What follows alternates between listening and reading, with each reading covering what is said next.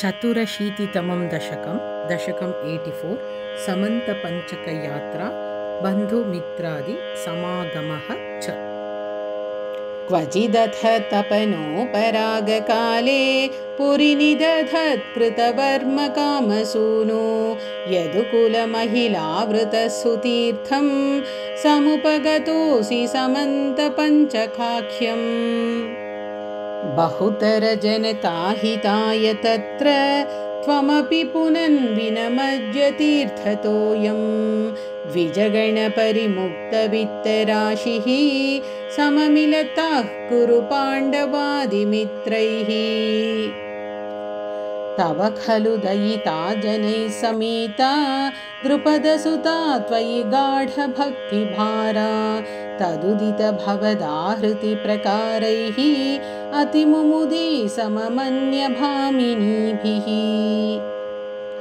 तदनु च भगवन्निरीक्ष्य गोपान् अतिकुतुकादुपगम्य मानयित्वा चिरतरविरहातुराङ्गरेखाः पशुपवधूसरसं त्वमन्व्ययासीः।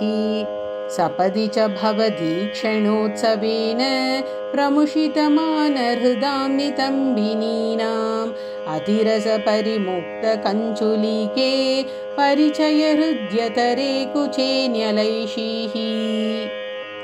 रिपुजनकलहैः पुनः पुनर्मे समुपगतैरियति विलम्बनाभूत् इति कृतपरिरम्भणे त्वयि द्राक् अतिविवशा खलु राधिका निलील्ये।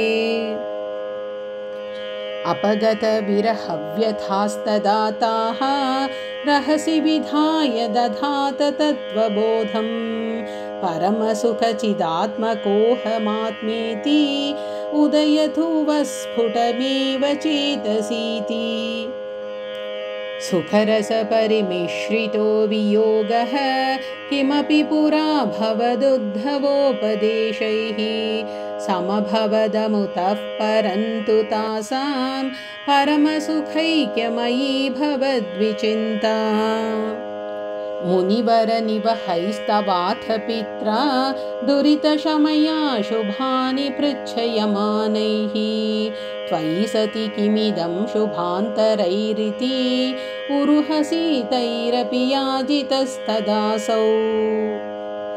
सुमहति यजने वितायमाने प्रमुदितमित्रजने सहैव गोपाः यदुजनमहितास्त्रिमासमात्रं भवदनुषङ्गरसं पुरेव भेजुः।